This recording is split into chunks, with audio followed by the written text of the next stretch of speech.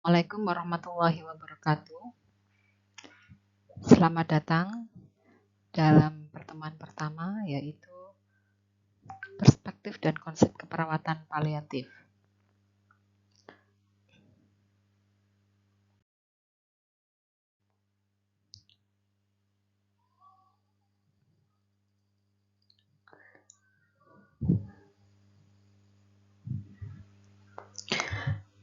Ini adalah beberapa yang harus kita pikirkan untuk pertama kali belajar keperawatan paliatif. Yang pertama adalah apa yang Anda pikirkan mengenai palliative care, bagaimana kriteria pasien yang masuk dalam visi,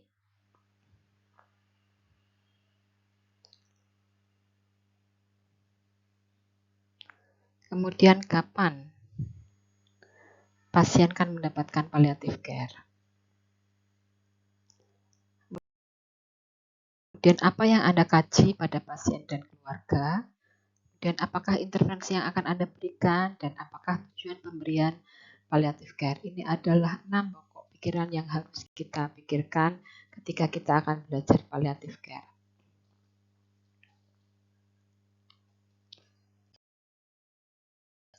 Nah, palliative care ini adalah mencakup pada life-threatening illness.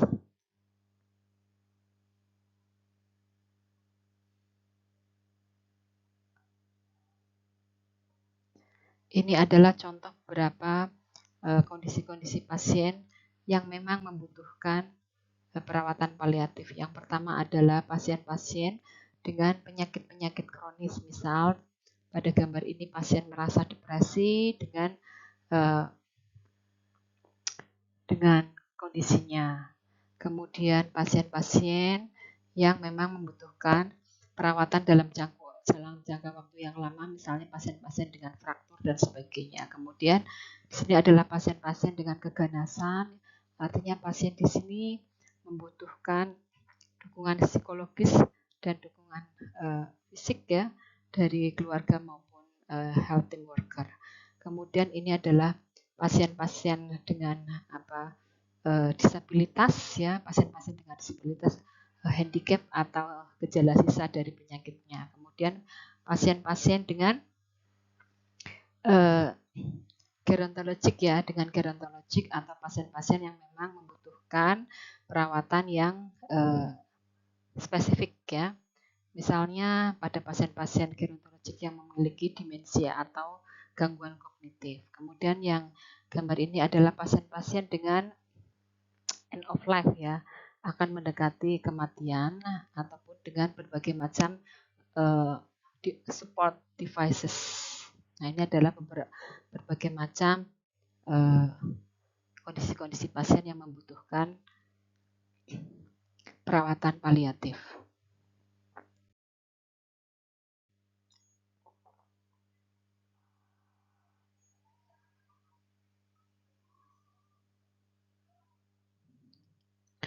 Ini adalah salah satu contoh gambaran kasus ya pada pasien dengan perawatan paliatif. Back in the hospital for the third time in 4 weeks, probably getting another emergency surgery. This is getting old man, and I'm really starting to feel sorry for myself. I'm at a total loss, so sick of being hospitalized, feel like there aren't anything my body won't heal, just one thing after another. I thought getting surgery would make me better. It's made me 30 times worse. Ya, jadi perasaan bolak-balik untuk pergi ke hospital, kemudian gejalanya sama setiap kali datang, kemudian dia merasa lebih buruk dan selalu merasa ingin dilaksanakan surgery dan ini membuat dia lebih baik ya. Ini adalah beberapa contoh sumber kasus. Kemudian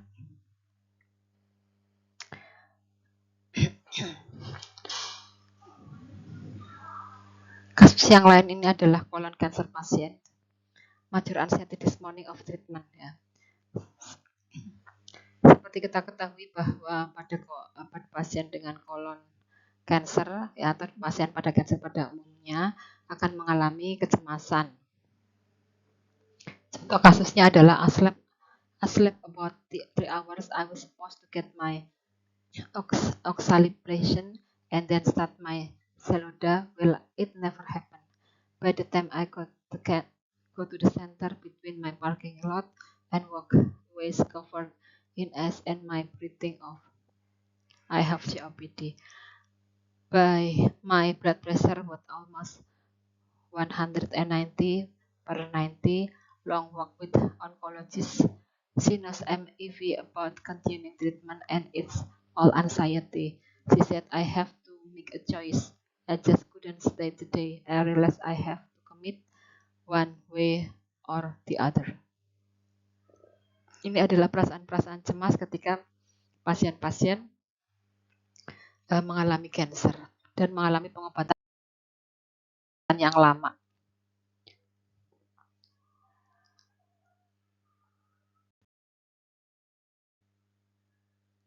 Kemudian bahwa tentunya dalam perawatan paliatif membutuhkan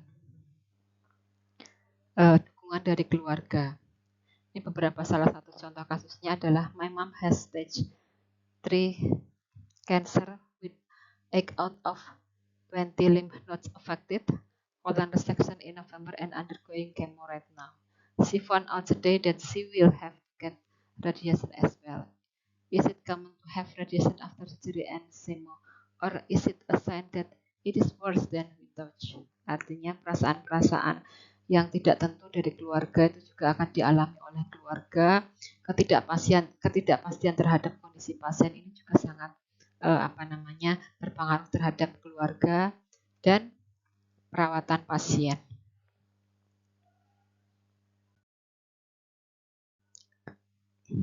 Nah, ini adalah salah banyak dari mitos ya, the myths about palliative care. Mitosnya adalah palliative care itu hanya dilaksanakan pada just end of life. Tetapi sebenarnya tujuan dari perawatan paliatif ini adalah untuk membantu pasien yang memiliki harapan hidup yang baik. Jadi bagaimana dia berdeal terhadap penyakitnya untuk mencapai kehidupan yang baik. Kemudian mitos ya, palliative care ini hanya mengobati pain management. Namun pada sebenarnya bahwa kita dapat membantu memanage symptom dan kasus-kasus yang memang menjadi pasien ini merasa buruk ya. Contoh ya, sesak nafas, kelelahan, kemudian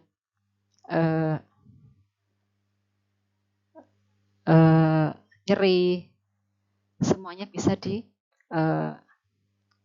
di-manage dalam perawatan paliatif. Kemudian palliative care ini adalah akhir dari kehidupan, tidak ada treatment lagi, tidak. Perawatan paliatif ini adalah mengakses nilai-nilai dan tujuan dari pasien untuk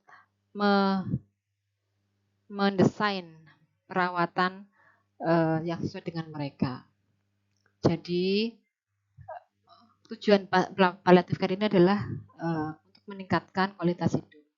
Di dalam meningkatkan kualitas hidup itu adalah kita sesuaikan dengan tujuan ya dan nilai yang sesuai dengan kondisi fisik dan psikis pasien tersebut.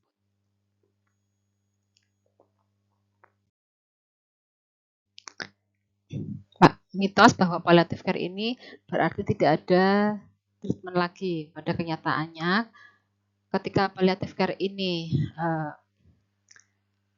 ada, maka perawatan tidak akan berhenti. Treatment dan terapi dapat dilanjutkan, tetapi mereka memiliki tujuan yang berbeda. Misalnya pada pasien umum akan memiliki tujuan kesembuhan. Namun pada palliative care ini tujuannya adalah tidak sembuh, karena itu adalah memberikan harapan palsu. Namun tujuannya adalah untuk mencapai pencapaian perawatan yang termaksimal dari pasien tersebut.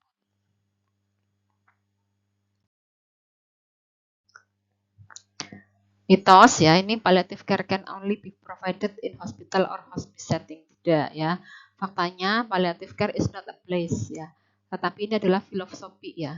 Kata kuncinya itu adalah palliative care itu adalah filosofi, bukan tempat. Palliative care ini services are offered not only in hospital or hospice but also in patient own home, but the person can be surrounded by family and familiar setting.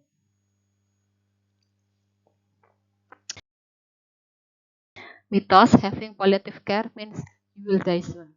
Ya, pada faktanya palliative care is not offered according to the amount of time a patient has left.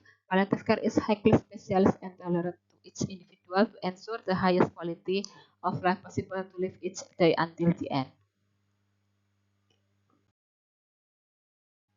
Nah, seperti yang sudah saya sebutkan sebelumnya bahwa palliative care ini adalah suatu pendekatan perawatan ya, dan filosofi perawatan bukan tentang tempat ya. Seharusnya tidak menjadi label bagi pasien atau kategori pasien. Seorang pasien mungkin memerlukan perawatan paliatif dan mendapatkan pendapatan perawatan paliatif. Perawatan paliatif ini bukan merupakan suatu illness trajectory atau diagnosis. Palliative care ini merupakan perawatan yang ditujukan kepada pasien dan atau keluarga pasien yang hidup dengan penyakit yang mengancam nyawa atau life threatening illness kapanpun juga. Kata kuncinya adalah palliative care itu adalah filosofi keperawatan, bukan tempat atau setting. Kemudian,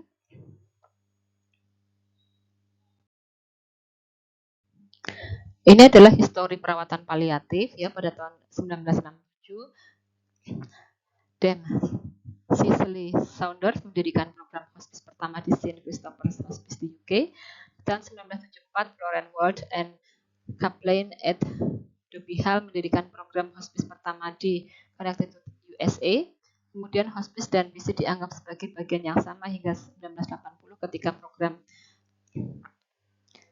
palliative care di rumah sakit dikembangkan di Cleveland Clinic dan Medical College of Wisconsin. Palliative care di Thailand telah mulai diperkenalkan tahun 80 dan di Indonesia tahun 90.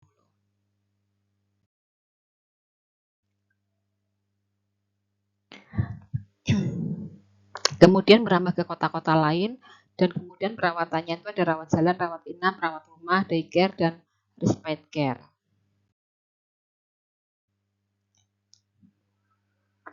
Definisi ya, palliative care ini adalah approach provided by interdisciplinary team ya, bukan hanya perawat saja, tetapi interdisiplin to support the best possible QOL untuk mencapai kualitas hidup yang mungkin bisa dicapai, maksimal dicapai dari pasien and their family facing the problem associated with life-threatening illness through the prevention and relief of suffering by means of early identification and impeccable assessment and treatment of pain and other problems. Psychosocial and spiritual. It should be coordination of care.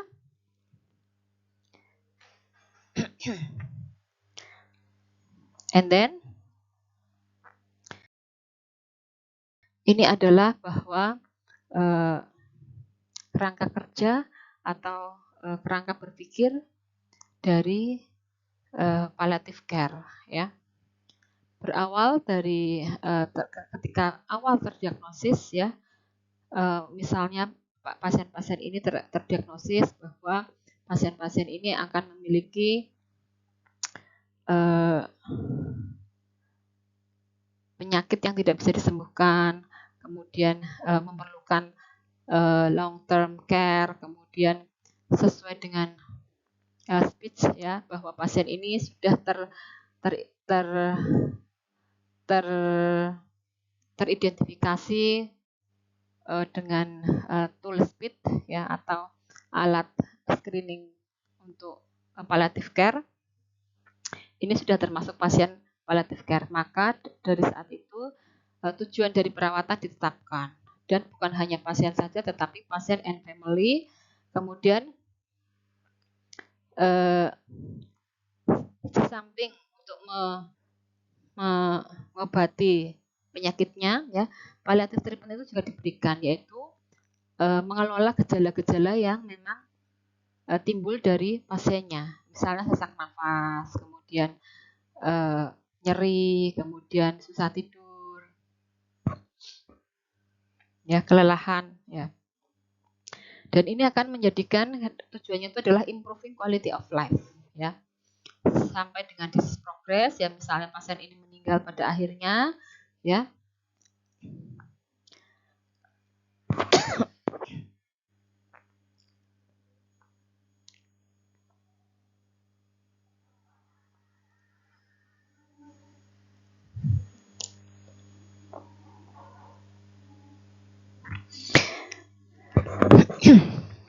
Misalnya meninggal pada waktunya, namun meninggalnya pasien itu bukan akibat dari treatment yang untuk dengan tujuan memperpanjang kehidupan, tidak, karena treatmentnya itu bukan untuk memperpanjang kehidupan, tetapi untuk meningkatkan kualitas hidup. Nah, ketika treatment penyakit dan palliative treatment ini disatukan, ya, combine, ya, diberikan kepada pasien dan pasien meninggal, kita akan bukan berhenti palliative care ini, tetapi berfokus pada family, ya, family grief, artinya pada berduka keluarga. Nah, itu harus kita fokuskan juga, artinya bukan hanya pasien saja, tetapi pada family setelah pasien meninggal. Nah, itu adalah proses dari perawatan paliatif.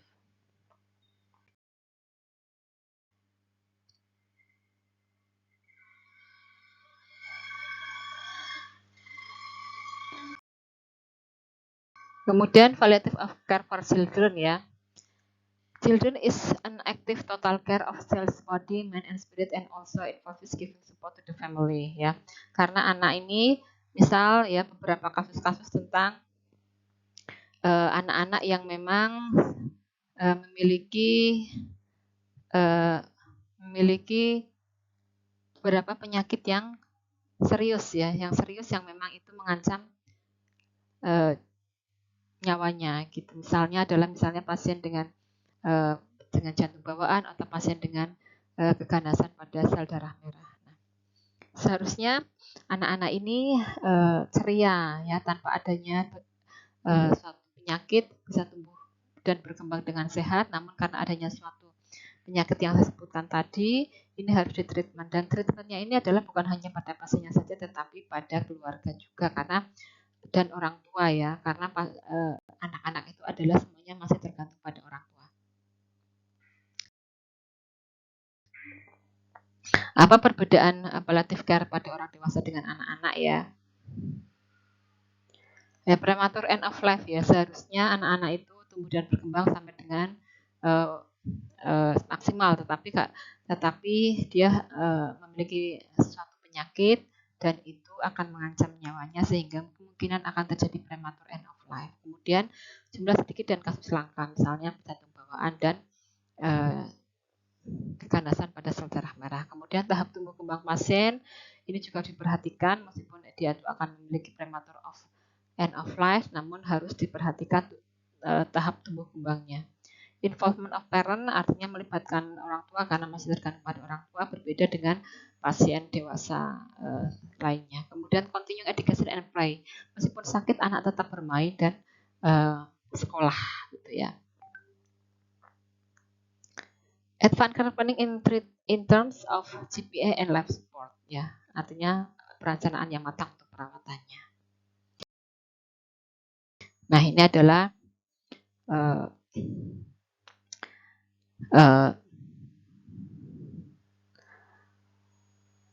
teori dari palliative care, yang bahwa teori-teori dalam palliative care ini bukan hanya tentang satu monodisiplin ilmu atau kajian, ya, tetapi ini memerlukan banyak kajian. Yang pertama adalah kajian holistic approach, kajian tentang quality of life, patient and family, kemudian identification, invisible assessment and treatment of symptom, kemudian life threatening and life timing illness. Ini adalah 5 kerangka yang harus ada di palliative care, gitu.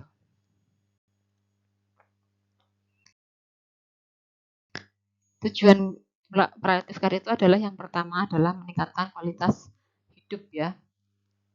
Meningkatkan kualitas hidup, kemudian mencegah kesengsaraan, mengelola simptom, kemudian mempersiapkan kematian.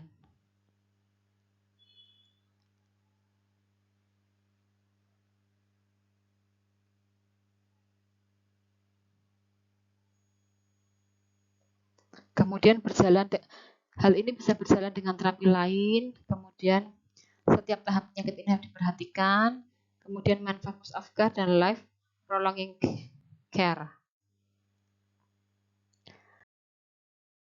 Sikap tindakan ya yang harus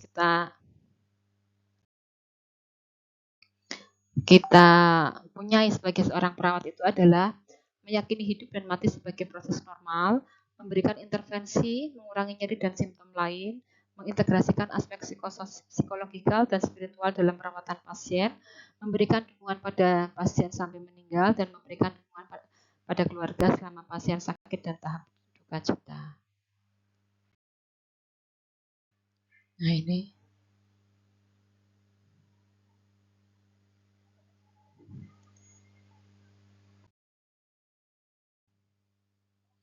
Attitude and principle ya, a caring attitude ya. Kemudian, nah ini adalah caring ini pada pasien dengan palliative care tentunya sangat membutuhkan performa dari para mahasiswa ya untuk menampilkan caring pada pasien. Apa yang harus dipunyai untuk menciptakan atau menampakkan caring yang baik dari mahasiswa kepada pasien? Yang pertama adalah sensitivity, kemudian empathy and compassion, and demonstrate concern for the individual. Ya, artinya sensitif terhadap apa yang dirasakan oleh pasien dan dialami pasien. Tanpa pasien bercerita pun kita sudah tahu bahwa pasien itu sedang kesakitan. Kemudian tanpa diberitahu pun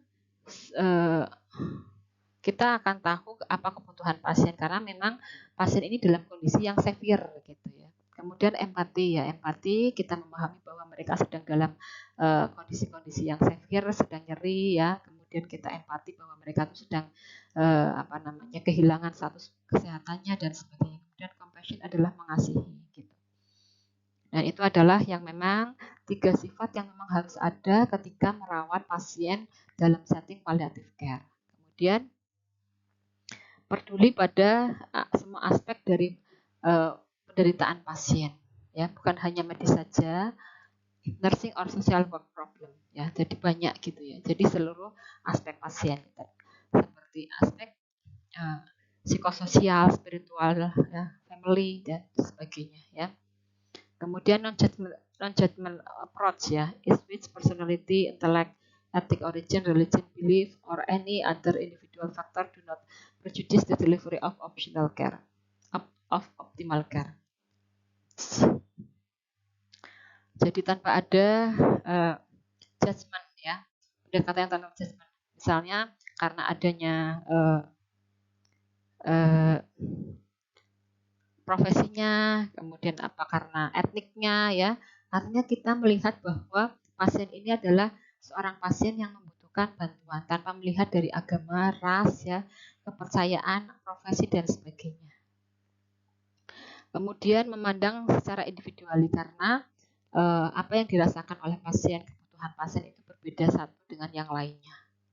Kemudian the practice of categorizing patient by their underlying disease based on similarity of the medical problem encounter fail to recognize the psychosocial features and problems that make every patient is unique individual ya. Kemudian culture consideration. Culture consideration artinya kita memandang budaya apa yang dimiliki oleh pasien. Mungkin di Indonesia banyak sekali latar belakang budaya dan ini harus menjadikan para perawat dan para mahasiswa aware terhadap kekhususan atau keunikan tiap budaya.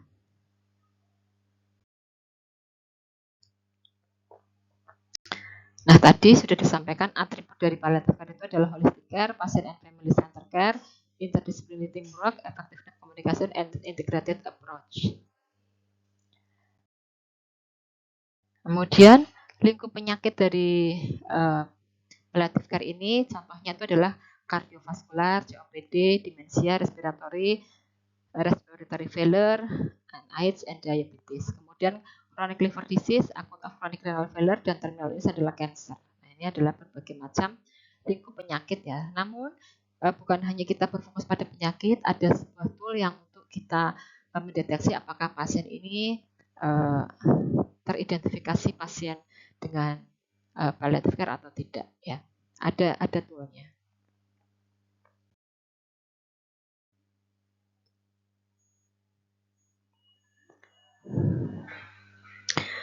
Kemudian konsekuensi dari palliative care yang pertama adalah dari kualitas hidup ya.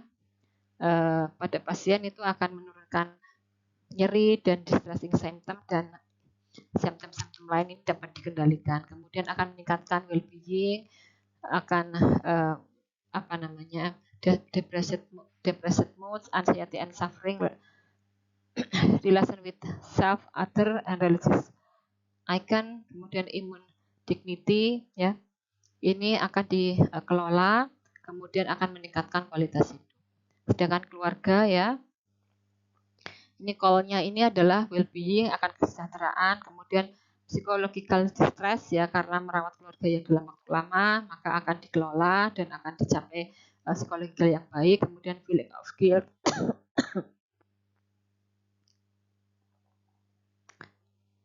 perasaan bersalah, kemudian bereavement outcome.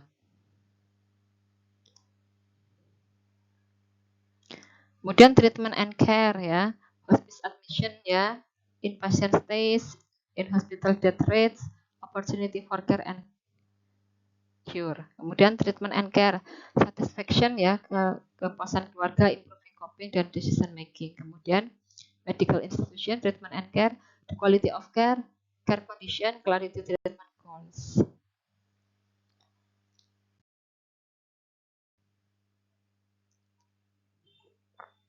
Kemudian finance ya, cost dan dari pasien dan hospital cost ya. Ini adalah apakah di coverage oleh health coverage di Indonesia. Nah, tentunya semua ini sudah diatur oleh health coverage di Indonesia.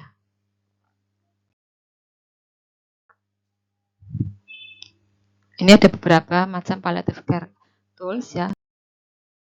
Yang pertama palliative performance scale version, artinya kita akan melihat bagaimana level dari palliative care yang dipunyai oleh pasien. Ada yang full ya, kemudian reduce, mainly sit lie, mainly in bed, totally bed, kemudian sampai dengan death untuk ambulation. Kemudian activity and evidence of disease ya, dari normal activity and work no evidence of disease sampai dengan unable to do any activity, extensive disease, kemudian self care dari mulai full sampai dengan total care, dari intake sampai dengan normal sampai dengan mode care only, kemudian ke consciousness level dari mulai full sampai dengan drowsiness or coma.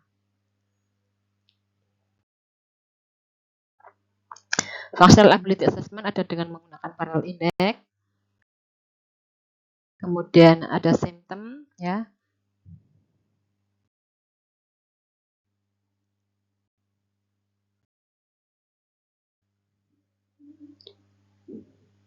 Palliative care di Indonesia perawatan palliative care telah dituangkan ke dalam Sistem Kesehatan Nasional dengan SK Menkes nomor sekian-sekian tentang kebijakan perawatan paliatif. Namun dalam implementasinya ditemukan beberapa hambatan sehingga berkembangnya sangat lamban dibanding dengan negara-negara di Asia Tenggara.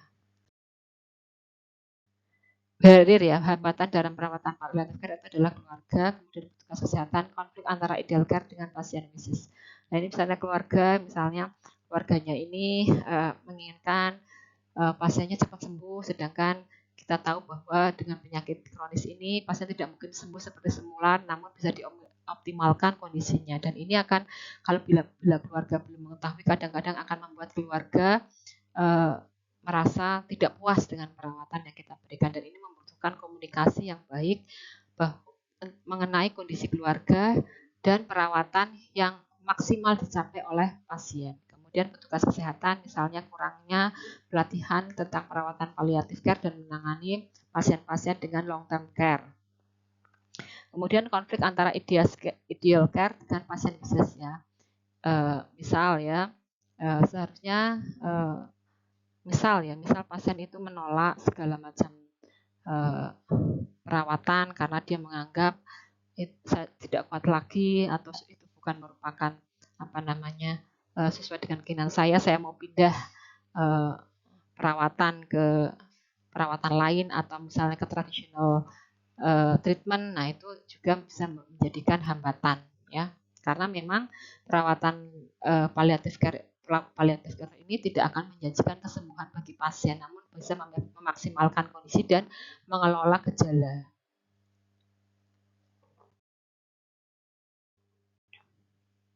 Nah, ini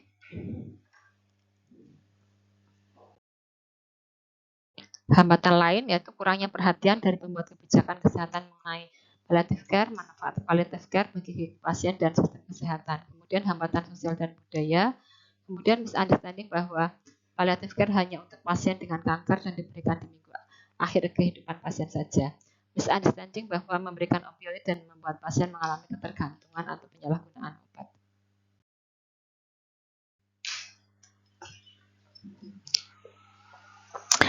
Palliative care is most effective when considered early in the course of the illness. Early palliative care not only improves quality of life for patient but also reduces unnecessary hospitalization and use of healthcare services. Palliative care needs to be provided in accordance with the principle of universal health coverage. All people, irrespective of income, disease type of age, should have access to a nationally determined set of basic health services, including palliative care. Financial and social protection system need to take into account the human right to palliative care for poor and marginalized population groups.